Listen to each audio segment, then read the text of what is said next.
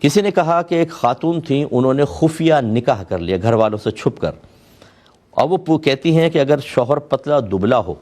اور اس کے دانت کا ایک کنارہ ٹوٹا ہوا ہو تو وہ اس عورت کے لیے کفو بنے گا یا نہیں بنے گا؟ اگر وہ بہن سن رہی ہیں، میں نے آپ کا سوال شامل کیا، آپ کا نام نہیں لیا، علاقہ نہیں بیان کیا، بہت سے لوگوں کا فائدہ ہو جائے گا اس لیے میں نے شامل کیا۔ پہلے اس بات کو سمجھ لیں کہ وہ پوچھنا کیا چاہ رہی ہیں۔ ہمارے فقہ حنفی میں عاقلہ بالغہ لڑکی اپنا نکاح از خود کر سکتی ہے ولی کی اجازت کے بغیر۔ امام شافعی رحمۃ اللہ علیہ منع کرتے ہیں، فقہ حنفی میں اس کی اجازت ہے، لیکن فقہ حنفی میں ایک کنڈیشن ہے کہ وہ لڑکی کسی ایسے مرد سے نکاح کرے گی جو اس کے خاندان کا کفو ہو۔ کفو کا مطلب ہم پلہ، ہم نظیر، برابر، اور یہ ہم پلہ، ہم نظیر اور یہ برابری ہوتی ہے دین کے اندر، عادات و اطوار میں، پیشے کے اندر اور ظاہری معاملات کے اندر، یہ سب چیزوں میں دیکھا جاتا ہے، جس کا خلاصہ یہ ہے کہ ایسے شخص سے نکاح نہ کرے کہ جو اس کے خاندان، اس کے ماں باپ وغیرہ کے لیے باعث شرم و عار ہو۔ جیسے چرسی موالی سے نکاح کر لیا، کسی ڈاکو سے نکاح کر لیا، کسی ایسی آوارہ گرد آدمی سے نکاح کر لیا، شرابی سے کر لیا، تو پورے خاندان کو لوگ طعنے دیں گے۔ تو فقہ حنفی کا جو مفتبی مسئلہ یہ ہے کہ لڑکی اگر غیر کفو میں نکاح کرے گی وہ نکاح نہیں ہوگا، ٹھیک ہے۔ اب یہ بچی کہہ رہی ہے کہ میں نے خفیہ نکاح کیا اور ایسے شخص سے کر لیا جو دبلا پتلا تھا، دانت کا کنارہ ٹوٹا ہوا تھا، تو یہ میرے خاندان کے لیے کفو بنا کہ نہیں بنا؟ تو میری پیاری بہن، کفو کے مسائل جو ہیں، جو کفو یعنی چیزیں جو کفو کے اندر دیکھی جاتی ہیں، ان میں یہ پتلا دبلا پن نہیں ہوتا ہے یا دانت وغیرہ نہیں ہوتے، اس میں رنگت نہیں ہوتی ہے۔ اس میں ہاں یہ دیکھا جاتا ہے کہ یہ دین کیسا ہے، پیشہ کیسا ہے، ذات بھی اس میں بعض اوقات دیکھی جاتی ہے، اور اسی طریقے سے عادات و اطوار، اور اس کا پتلا دبلا ہونا یا دانت ٹوٹنے کا ان چیزوں سے کوئی تعلق نہیں ہے۔ لہذا اگر خفیہ نکاح کیا تھا، گواہ موجود تھے، آپ عاقلہ بالغہ ہیں اور آپ کو زبردستی نہیں کی گئی، بالکل آپ راضی تھے، تو یہ نکاح ویلڈ ہے، نکاح ہو چکا ہے، اور اب آپ جو بھی آگے معاملات کرنا چاہیں، اس کے بارے میں پوچھنا چاہیں تو انشاءاللہ پھر ہم بتا دیں گے کہ اب آگے کیا کرنا چاہیے۔ یہ کہتے ہیں کہ بعض اوقات ایسا ہوتا ہے کہ ہم نماز پڑھ رہے ہوتے ہیں، سب نمازی کھڑے ہیں، ایک نمازی بیٹھ کے نماز پڑھ رہا ہے، تو کیا اس کی وجہ سے صف منقطع ہوتی ہے؟ اس کو قطع صف کہہ سکتے ہیں یا نہیں؟ دیکھیں، اگر تو وہ شخص جماعت میں شامل ہے اور کسی صحیح عذر کی بنا پر بیٹھ کے نماز پڑھ رہا ہے، تو پھر آپ چاہے کھڑے ہوں وہ بیٹھے ہوں، یہ تو صف کمپلیٹ ہے۔ ہاں، بعض اوقات ایسا ہوتا ہے کہ جماعت کھڑی ہو جاتی ہے، ایک آدمی سنت ادا کر رہا ہے اور وہ بھی پہلی رکعت میں ہے، اب وہ بیچ میں نماز پڑھ رہا ہے اپنی اور آپ نے صف قائم کر لی، یہ قطع صف کا بالکل سبب بن رہا ہے۔ یا فرض کر لیں کسی نے اپنی وہی کرسی رکھ لی یا ویسے آ کے بیٹھ گیا، آپ لوگ جماعت سے پڑھ رہے ہیں، وہ اپنی نماز پڑھ رہا ہے، پھر یقیناً قطع صف ہوگی۔ تو خلاصہ کلام یہ ہے کہ اگر وہ جماعت میں شریک ہے لیکن عذر کی وجہ سے بیٹھ کے نماز پڑھ رہا ہے تو قطع صف کا کوئی تصور نہیں، ورنہ اس کے علاوہ تصور ہو سکتا ہے۔ ایک بھائی نے بڑا طویل کویسچن بھیجا، اس کو میں شارٹ کر کے بھیج رہا ہوں، لیکن اچھا لگا تو میں نے اس کو شامل کیا۔ یہ کہتے ہیں کہ بعض لوگوں کا جیسے دل کا آپریشن ہوتا ہے بائی پاس، اور اس میں بظاہر وہ فوت ہو جاتے ہیں تو ڈاکٹر ان کو ڈیڈ ڈکلیئر کر دیتے ہیں کہ یہ فوت ہو گیا ہے، لیکن پھر وہ ایک دم ہوش میں آ جاتا ہے اور پھر وہ آ کے بتاتا ہے، وہ کہتا ہے کہ میں اصل میں مر چکا تھا، پھر میں اوپر فرشتے لے کر گئے، میں نے یہ چیزیں دیکھیں اور مجھے واپس بھیج دیا گیا۔ وہ کہتے ہیں کہ میں نے ایک ایسے ہی شاعر کا ایک انٹرویو دیکھا، نام بھی بتایا تھا، میں نام نہیں ذکر کر رہا ہوں، کہ وہ کہتے ہیں 3 دفعہ میں مرا اور تینوں دفعہ میں نے عالم بالا میں جا کے یہ منظر دیکھے اور پھر میں واپس آ گیا۔ اور وہ کہتے ہیں جب یہ ویڈیو ڈلی تو اس کے نیچے جو لوگ کمنٹس دے رہے تھے انہوں نے بھی بتایا کہ میری دادی مر گئی تھی، واپس آ گئیں، نانی مر گئی تھی، وہ واپس آئیں اور آ کے بیان کر رہی تھیں۔ تو یہ پوچھتے ہیں کہ کیا ایسا ہو سکتا ہے؟ بالکل بھی نہیں ہو سکتا۔ وہ شاعر کتنا ہی بڑا کیوں نہ ہو، پکا جھوٹا آدمی ہے۔ یاد رکھیں، جھوٹ ہے، فراڈ ہے۔ اپنے آپ کو جب انسان دیکھتا ہے کہ وہ کسی ذریعے سے شہرت نہیں پا سکتا تو اس طرح کے جھوٹے اور بالکل چھچورے قسم کے چیزوں کو پیش کر کے، اور آدمی چاہتا ہے کہ میں مرکز نگاہ بن جاؤں، بن بھی گئے، چلیں، لاکھوں نے دیکھ لی ویڈیو، فرض کر لیں، اب میدان معاشر میں اس کا حساب ہوگا۔ اچھا، میں کیوں رد کر رہا ہوں؟ اس لیے کہ موت کا وقت اللہ تبارک و تعالیٰ نے مقرر کیا ہے،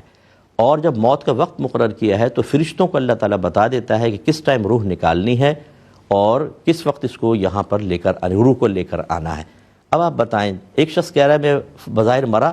فرشتے لے کر چلے اور پھر میں واپس آ گیا، اس کا مطلب ہے کہ اللہ تعالیٰ کو پتہ نہیں تھا کہ یہ مر چکا ہے، فرشتوں کو بھی معلوم نہیں تھا، ان کے صحائف میں بھی گڑبڑ ہو گئی، وہ آ کر اس کو لے گئے، پھر پتہ چلا غلطی ہو گئی، واپس۔ اللہ پہ الزام لگا رہے ہیں کہ فرشتوں پر، اس لیے بالکل غلط ہے، اس پہ بالکل بلیو نہ کریں۔ ایک بھائی نے کہا کہ بعض پینٹ برش آتے ہیں یہ رنگ کرنے والے، لیکن اس کو باربیکیو والے استعمال کر رہے ہوتے ہیں اور اس میں سور کے بال، اس بالوں کا برش ہوتا ہے کیونکہ اس کے بال مضبوط بہت ہوتے ہیں۔ تو آپ نے دیکھا ہوگا تکہ بناتے ہوئے بعض اوقات وہ آئل اس کے اوپر اس طرح لگاتے ہیں، تو یہ جو اس طرح اگر وہ سور کے بالوں والے برش سے آئل لگائیں، اس باربیکیو کا کھانا کیسا ہے؟ اور ایک یہ کہتے ہیں کہ اگر اسی طرح کے پینٹ برش سے گھروں یا مسجدوں میں رنگ کریں تو کیا حکم شرع ہوگا؟ دیکھیں ہمارے فقہ حنفی کی روشنی میں سور کا ہر جز حرام، یعنی ناپاک اور نجاست غلیظہ ہے، سمجھ لیں۔ یعنی ایک بال بھی اگر پانی کے اندر گر جائے گا پورے پانی کو ناپاک کر دے گا، اس کا مطلب یہ بال برش جو ہے یہ ناپاک ہے۔ اب اس کو جیسی آئل میں ڈالے گا آئل ناپاک، پھر اس کو لگائے گا اس کے اوپر باربیکیو کے اوپر، تکوں وکوں کے اوپر، اگرچہ یہ گرم ہو جائے گا، جلے گا، تھوڑا سا برن ہوگا، لیکن بہرحال اس تیل کے اثر تو اس میں رہیں گے، تو یہ تکہ کھانا بھی حرام ہوگا، اور اس قسم کے برش استعمال کرنا بالکل شرعاً ناجائز اور حرام ہے۔ اسی پر آپ قیاس کر لیں کہ گھروں میں جب رنگ کریں گے، رنگ میں ڈالے گا وہ ناپاکی پیدا ہوگی، پھر یہ ناپاک برش استعمال ہوگا، گھروں کے اندر بھی مناسب نہیں، اور مسجد میں تو بدرجہ اولا اس کو سختی کے ساتھ منع کیا جائے گا، لہٰذا ایسے برش ہرگز استعمال نہ کیے جائیں۔ اور لیتے ہیں ایک بھائی نے کہا کہ کیا اگر ہم نماز پڑھ رہے ہوں اور تکبیر تحریمہ لگائیں، اس میں ہاتھ اٹھائے بغیر صرف اللہ اکبر کہہ کر، جیسے اللہ اکبر یوں ہاتھ باندھ لیں، ہاتھ اٹھائیں نہیں، تو کیا نماز ہو جائے گی؟ ہاتھ اٹھانے کو رفع یدین کہتے ہیں۔ رفع یدین جو ہے یہ سنت مبارکہ ہے، اور اللہ اکبر کہنا واجب ہوتا ہے، اور اگر شرط کے اعتبار سے دیکھیں شرط ہے، فرض بھی ہے، اور اس میں لفظ اللہ اکبر کہنا لازم ہوتا ہے، تو یہ تو اللہ اکبر تو کہنا ہی کہنا ہے، تبھی شرط اور فرض پورا ہوگا اور ایک واجب بھی پورا ہوگا، لیکن ہاتھ اٹھانا سنت ہے، بلا ضرورت ہاتھ اٹھانا ترک نہیں کرنا چاہیے۔ ہاں کبھی ایسا ہوتا ہے کہ جیسے کوئی وطر قضا پڑھ رہا ہے، اب اگر وہ پبلک کے سامنے، اس نے ویسے شروع کیا تھا، 2-3 لوگ آ کر بیٹھ گئے، اب اگر یہ دعائے قنوت کے لیے ہاتھ اٹھاتا ہے تو لوگ سمجھ جائیں گے کہ یہ شاید اس وقت دن کے اندر کون سی نماز پڑھ رہا ہے جس میں ہاتھ اٹھے گا، تو یہ سمجھ جائیں گے کہ میں وطر کی قضا پڑھ رہا ہوں، اس وجہ سے وہ ہاتھ نہیں اٹھاتا، بلکہ ہاتھ بندے بندے اللہ اکبر کہہ کر اور دعائے قنوت شروع کر دیتا ہے۔ یہ انصب ہے، اچھی چیز ہے کہ اس نے اپنے گناہ پہ پردہ رکھا، لیکن آپ نے تکبیر تحریمہ کا کہا، بلا ضرورت اس کو ہرگز نہیں ترک کرنا چاہیے، اگرچہ یہ سنت ہے، لیکن کیا اگر سنت ہے تو اتنی معمولی ہو گئی کہ ہم اس کو چھوڑ سکتے ہیں؟ ایسا کرنا نہیں چاہیے، لیکن بہرحال نماز ہو جائے گی۔